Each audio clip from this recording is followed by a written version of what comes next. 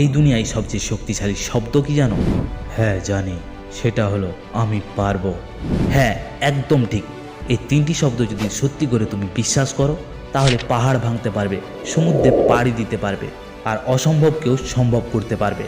মানুষ তোমাকে থামানোর চেষ্টা করবে, কেউ বলবে এটা তোমার দ্বারাই হবে না, কেউ হাসবে, কেউ সন্দেহ করবে, কিন্তু তুমি যদি দৃঢ়ভাবে বলতে পারো আমি পারবো, তাহলে তাদের হাসি একদিন করতালিতে বদলে যাবে। ইতিহাসে যারা বড় কিছু করেছে তারা সবাই প্রথমে বলেছিল আমি পারবো, তাই তারা আজকে পেরেছে।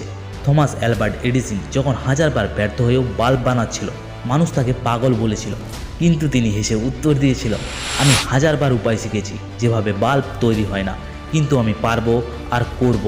তুমি যদি নিজের ভেতরের বিশ্বাসকে শক্ত করো, তাহলে তোমার বিপরীতে গোটা দুনিয়া দাঁড়ালেও তুমি জিতবে। একটা কথা মনে রেখো, আমি পারবো এটা শুধু একটা শব্দ নয়, এটা তোমার যুদ্ধের স্লোগান, এটা তোমার ব্যর্থতার প্রতিশোধ, এটা তোমার ব্যর্থতার পরের শক্তি। যখন ক্লান্ত হয়ে যাবে, যখন ব্যর্থ হয়ে যাবে, ব্যর্থতা তোমাকে কাঁদাবে, যখন চারপাশের মানুষ তোমার উপরে বিশ্বাস হারাবে, তখন একবার বুক চাপড়ে বলো না, আমি থামবো না, আমি পারবো।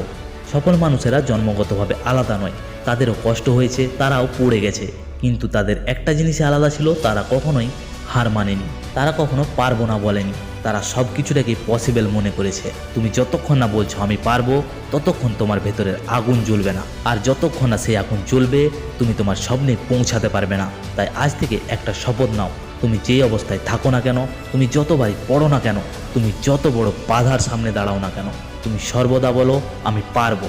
কারণ সত্যটা হলো, যে মানুষ নিজের ভেতরে বিশ্বাস জাগাতে পারে তার হাতে অসম্ভব বলে কিছুই নেই। আর আমার বিশ্বাস তুমি পারবে। Everything is possible, everything for you. ভালো লাগলে অবশ্যই সাবস্ক্রাইব করো। ভিডিওটি কেমন লাগলো অবশ্যই বলে যাও, আর যদি ভালো লাগে অবশ্যই কমেন্টে আমি পারবো লিখে যাও।